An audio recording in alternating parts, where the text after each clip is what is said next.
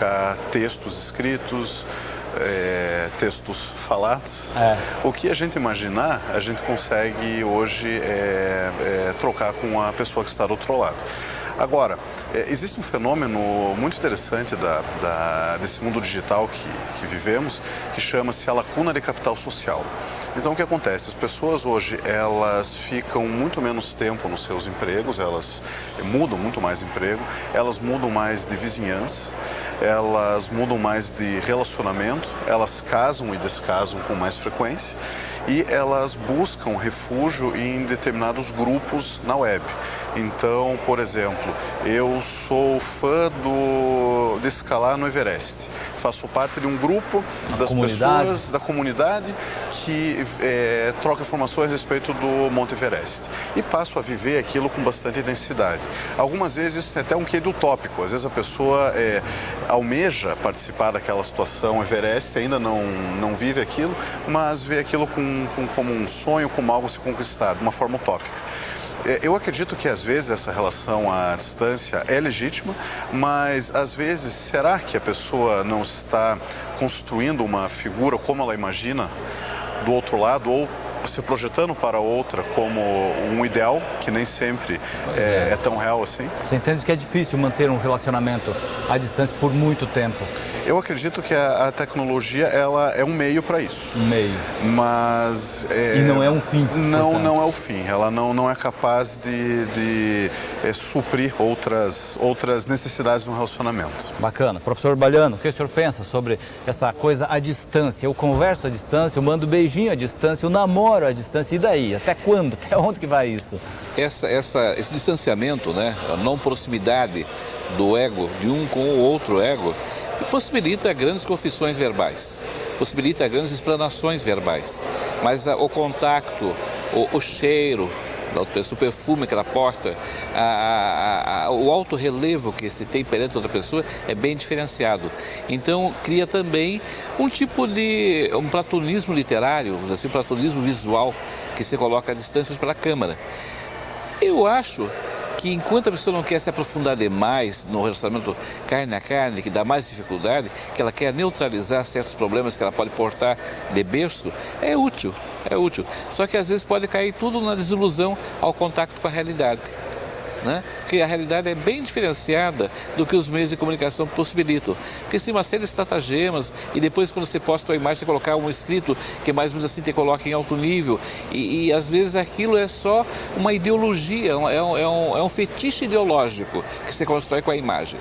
E esse ideológico fetiche coloca o andamento da coisa assim muito do plano do virtual. E o virtual, ele é válido, mas ele é meio, não é fim, nem começo. Então é aquilo que ele conhece, os meios de comunicação, ele não é um fim.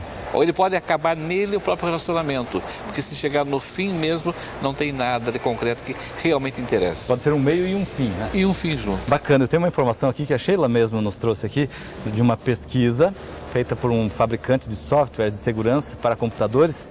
Entrevistou 4.000 mulheres nos Estados Unidos, Reino Unido, na França, Alemanha e Brasil para analisar o comportamento online da ala feminina. Confirmou que mais de 50% delas terminaram ou não veem problemas em terminar relacionamentos amorosos via smartphone, devido à postura ultra conectada do comportamento digital das mulheres.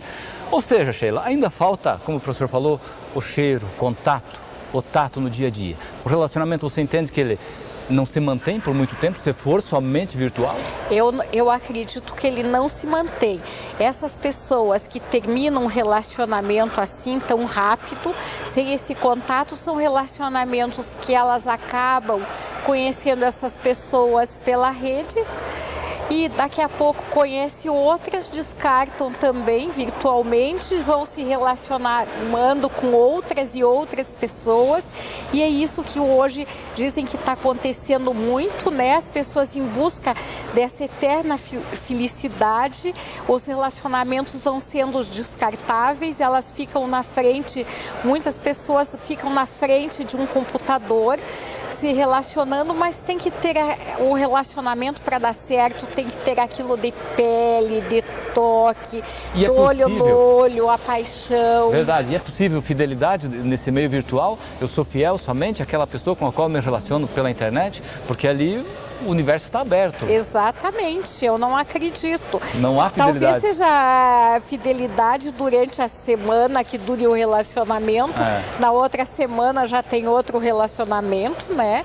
Agora, isso nós estamos falando agora, se um casal já está junto e de repente um viaja, eu acho que a web trouxe facilita muito, porque antigamente eram as cartas que às vezes levava semanas, meses, hoje as pessoas falam na mesma hora, então nesse caso, quando um casal de namorados estão à distância, nada como hoje em dia para estarem conectados e conversando. Verdade, né? facilita bastante. Facilita bastante. Agora, arranjar namoros e descartar, e vão arranjando e descartando sem se conhecer pessoalmente, eu não acredito que dê certo. Não se mantém, né? Não. Tá bom. Ô Nédio, o que você pensa sobre esse relacionamento à distância? É possível ou não? Dá para manter por um tempo? Pode sair disso para uma coisa melhor ou não? Se uma pessoa quer, de fato, uma convivência, o relacionamento à distância seria apenas um início. Porque quando, pelo menos na minha experiência de consultório, o que eu já percebi, se conhece pela internet, por exemplo, mas a partir do momento que querem assumir, passam a conviver juntos. A questão, às vezes, é que nem sempre a prioridade da intenção é compartilhar uma vida com o outro. Às vezes é sair de casa, fugir do controle dos pais, omitir até uma questão da própria sexualidade. Então, a internet facilita omitir para a sociedade alguns desses fatores, tipo preconceito. E eu acho que daí a gente volta para a questão do autoconhecimento. Quanto mais a gente se conhece, sabe o que a gente busca, mais chance a gente tem de ser feliz de fato. É verdade. Porque aí você tem serenidade para fazer essa escolha. É isso que eu quero, é isso que eu busco, não importa onde, com quem, como. Fidelidade, à distância ou não. Quem está casado também pode trair, então não é só porque está distante. Né? Eu acho que isso é muito mais da personalidade da pessoa. Legal. Nós vamos ouvir mais algumas pessoas. A gente conversou com elas nas ruas. Esse o tema é sobre relacionamento homoafetivo. Vamos ver o que elas falam. Eu acho que o importante é o amor mesmo, independente do sexo. Se as pessoas se gostam, por que elas não podem ficar juntas? Acho normal. Não tem preconceito nenhum. Cada um faz sua escolha, né? Pra mim é diferente, porque eu não tenho preconceito. Então, como se diz, se você tá feliz, você pode estar com quem você quiser. Eu não sou a favor, mas já tá virando normal. Então, não é eu, sendo eles, tá bom. Eu acho normal. Se eles se gostam, por que não ficar junto? Como a gente gosta de um homem, é a mesma coisa. Acho que amor é válido, seja indiferente do que se é do mesmo sexo ou não. Eu apoio, porque até nisso, antes de eu estar namorando com um homem, eu namorava com mulher. Ah, é? Sim, então eu apoio e acho que dá certo. Eu acabei me apaixonando por um homem, mas tem muitos amigos que acabam casando. E isso é até a química mesma, fica bem chave. Eu não concordo, eu acho que sempre é bom mesmo, são os diferentes mesmo. Eu não concordo, entendeu? Apesar de eu não desrespeitar a pessoa que usa dessa maneira, mas eu não acho natural. Respeito, mas não aceito, né? Não acho certo. Não concordo, acho que não. A Bíblia não está dizendo nada disso, né? A gente seguia por um princípio e esse princípio a pessoa desvirtua, não é bem isso que Deus quis quando criou o mundo. É o amor, né? Professor Baliano, o que o senhor me disse sobre isso? Durante os anos meus universitários, são 30 anos já, 35 anos. Eu sempre tive a turma de comunicação social em primeiro plano, porque eles são abertos para conversar. Já faz um tempinho que eu não leciono para eles. E uma das primeiras aulas que eles perguntaram para mim, o que eu achava da homossexualidade. Isso lá em 83, quando o Brasil se abria para várias coisas em nível de cultura. E eu falei assim, numa tribo indígena, o feiticeiro ele é bissexual, porque tem que atender a tribo inteira. Então ele tem a iniciação feminina dele e a iniciação masculina, que o faz se tornar útil a todos. Ele é o xamã. Então, geralmente, essa concepção da bissexualidade hoje, que está mais aplainada pelos psicólogos, pelos sociólogos, pelos pedagogos, né, permite que você fale. Dizer que é antinatural é você colocar no plano religioso ainda. Dizer que é natural ainda não está totalmente aceito para colocar na natureza humana definitivamente. Mas ele já caiu fora da perspectiva de perigo. Hoje eu vejo uma grande conquista da comunicação humana, e eu convivi com várias pessoas em relacionamentos iguais, é ter libertado os indivíduos da mesma sexualidade. Quer dizer, pode exercer tranquilamente. O problema ainda é religioso, é político, é o fator ainda do estigma social, mas na vida natural social ele está incorporado. Mas o estigma existe, por mais que na hora de uma entrevista, às vezes, não, tudo bem, que você gosta, É porque okay, eu coloco em tá questionamento eu quando eu falo do outro, né? Por que eu sou contra? Porque eu sou normal. Por que eu sou a favor? Porque eu sou igual a eles. Então, quem quer dizer que eu sou igual a eles? Poucos fazem isso, o antropólogo tem que fazer. Já tentei e fiz, sou igual a eles. Bom, sou igual a eles também ali. Por quê? Se você não experimenta, você não pode entender. E o antropólogo é a alavanca do progresso social. É através dele que vem os meios, os costumes de toda a comunidade que ele estuda. E é claro, ele às vezes é cerceado pela censura religiosa, às vezes ele é caçado pelos próprios acadêmicos, mas ele tem que avançar nesse campo. E hoje na antropologia brasileira é o campo aberto à reflexão. A homossexualidade é normal. É natural, é histórica, inclusive. Agora, da maneira que o cinema, a televisão impregnou ela, não é normal. Porque o cinema, o que escarrachou com o sexo nos anos 70, é incrível. Eu estava pensando, quantas vezes entramos no cinema, Se o Vento Levou, A Noviça Rebelde, e no mesmo cinema, 20 anos depois, Sexo Sem Limite. Tantas coisas terríveis, queimaram a imagem que podia ser naquela época bonita, de passar coisas mais suaves, para adentrar uma iniciação melhor das comunicações humanas com coisas terríveis. E as pessoas ficam baseadas nisso, que o que elas viram no cinema, ouviram falar, é aquela coisa terrível. E daí, é claro, projeto ainda como estigma, e o estigma ainda tem que ser limpo da sua imagem, né? Eu acho que um presidente norte-americano homossexual, ou um prefeito de Berlim homossexual, já adianta muita coisa na história humana. Mas ele precisa de mais iniciativas, né? E aí o que vai acontecer? Não serve para procriação? Não serve para procriação. Claro que não serve para procriação, mas serve para a felicidade de alguém e deve ser respeitado. Claro. Aí eu acho outro questionamento também a colocar filhos na mão dos homossexuais. Por que se dizem homossexuais gay? Tem uma palavra criada norte-americana, vem de gaio, do espanhol, do português, quer dizer alegre. Tira essa palavra de vez, sou homem, sou mulher, sou mulher. E se eu me acho homem e mulher, me acho como tal, sou. Mas não sou homossexual, porque esse sou homossexual já está empregando no ego da pessoa, no estigma. Né? Eu sou Beltrano e pronto. Agora, o comportamento homossexual, que era castrado antigamente e depois, em certos momentos, liberto na sociedade também contemporânea, isso tem que ser deixado de lado. Isso é uma época de liberalidade e de compreensão. Inclusive a igreja hoje, no meu tempo, no nosso tempo, não tinha essa condição de ser tão autocriticada, da Inquisição para cá. Mas ela está. Meu tema de trabalho é inclusive esse assunto. Meu mestrado é sobre a Inquisição na igreja. E eu acho que nós hoje em Curitiba, 2014 e 2015, estamos com uma voz muito mais aberta aqui no espaço televisivo do que há 30 anos atrás.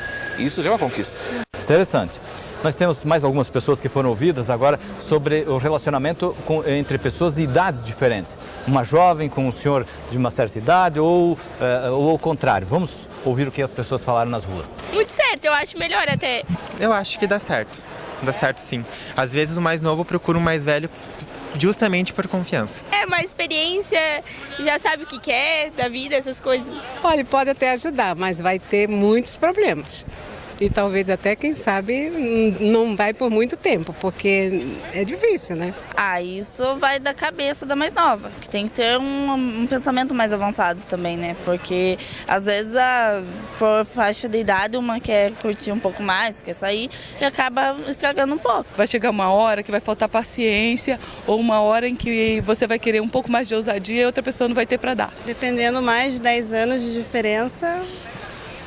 Eu acho que não. Se as duas pessoas se gostam, dá certo, é tranquilo. Eu ainda acredito. Sheila, você falou já agora há pouco a respeito dessas diferenças. Você disse que tem pesquisas que comprovam que em algum momento não vai dar certo isso.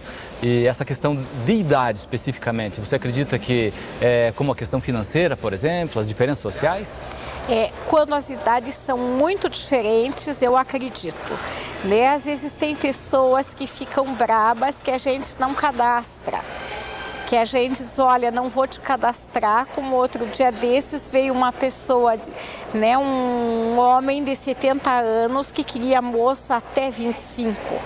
Nós não o cadastramos, até porque as moças que eu tenho na minha empresa são profissionais liberais, empresárias, ninguém que é um homem dessa faixa etária, que é a idade dos avós delas, né? E ele ficou muito brabo porque ele disse que tinha dinheiro, que ele poderia ter uma moça dessa faixa etária. E eu não acredito nisso. Não fez o cadastro dele? Não fiz. Não fiz porque ele iria me incomodar e ninguém ia querer sair com ele. Porque elas também não iam querer. Agora você se baseia em pesquisas, então, para chegar a uma decisão como essa. Não é uma mera, digamos, discriminação com quem é mais velho e tal. Às vezes até pode, as pessoas se conhecerem lá fora e se apaixonarem, é diferente. Mas, por exemplo, numa empresa, numa agência de casamentos, tá? Você vai chegar para uma moça de 20 anos, você quer conhecer um homem de 70. As moças que eu tenho cadastradas também têm uma condição financeira que não precisam de ninguém para sustentá-las. Ninguém vai querer sair com um homem de 70 anos. Mas há um parâmetro, Sheila. A moça de 20 pode chegar a ficar com um homem de até quantos? 40, 50? 70 não, ok, mas 60, 50? Olha, isso vai depender de cada um, se a pessoa já tem filhos, se ela já passou por um casamento. Isso depende, não existem fórmulas prontas. O que eu percebo é que a pessoa que é solteira, que nunca casou, tanto os homens como as mulheres, querem alguém com uma idade compatível para casar, para ter filhos, casar com cerimônia, com tudo que tem direito. As pessoas que já passaram por um relacionamento já pensam diferente. E as mulheres sabem que geralmente o homem quer uma mulher mais jovem e as mulheres querem um homem um pouco mais velho, mas não essas diferenças tão grandes. A diferença de idade, então, é um problema no namoro? Até para 10 um namoro. anos, 12, 15 não tem problema. Agora, tão grande dá problema futuramente. Pois é, você já escreveu, inclusive, a gente está mostrando aqui, histórias de uma agência de casamento, são relacionamentos que não deram certo, ou amores que não deram certo, é isso? Exatamente, de pessoas que vêm pedir essas coisas que a gente sabe que não vai dar certo e que nós não cadastramos. Tá bom. Até de coisas engraçadas. Tem muitas histórias, eu imagino que vocês têm muitas histórias ali. Ô Nédia, você também pensa assim que essas diferenças podem ser um problema para um namoro, um futuro namoro? Diferença de idade? Eu já vi casos que deram certo. Eu acho que muita distância, 30, 40 anos, realmente é muita diferença, de interesses inclusive, né? Então, quando é mais próximo, tem mais chances. Mas, de novo, dependendo se os parceiros buscam, têm os mesmos interesses, dependem deles toparem, encararem e viverem uma vida a dois. Porque não é simplesmente uma relação, você falar, porque é uma questão de idade, mas e se existe essa afinidade, se existe amor mesmo ali, pode dar certo ou não? Pode. Pode. Se tem respeito. Mas a Sheila disse que lá na frente pode não dar certo. E depende dos arranjos também, né, que eles vão fazer. Sim, porque cada um, veja, crises num relacionamento, todo mundo enfrenta, independente da idade e da diferença de idade entre os parceiros. Sim. Como cada um resolve essas dificuldades, essas crises, como cada um supera, vai da maturidade dos parceiros. E é pessoal. Isso é muito pessoal. Tá bom. Que não tem tolerância, daí já separa e parte para outra, só muda o problema de endereço, né? Muda de endereço, não é verdade. aprende a lidar com a dificuldade em si. O senhor concorda, professor Baliano? Eu concordo, experiência própria. Própria? Com 19 anos eu apaixonei por uma pessoa de 60 anos. Sério? E foi no olhar, no primeiro olhar. Diz que o amor vem pelos olhos, vem pelos olhos. A alma está nos olhos, garanto para vocês. Eu olhei aqueles olhos e disse para a pessoa, eu vi esses olhos em algum lugar, mas meu algum lugar já é algum lugar no passado. Uma coisa bem mística, né? E olha, durou 7 anos. Pelo fator também de temperamento, tudo. Mas enquanto durou, foram 3 anos iniciais, foi magnífico. Porque era uma afinidade religiosa, filosófica e social. E foi um aprendizado para mim, foi meu primeiro namoro e o único também. De lá eu tive começos de namoros, mas não tive o namoro que eu tive com 19 anos de idade. Foi muito importante. E eu acho que nisso está a proximidade. O local também é muito apropriado, o momento.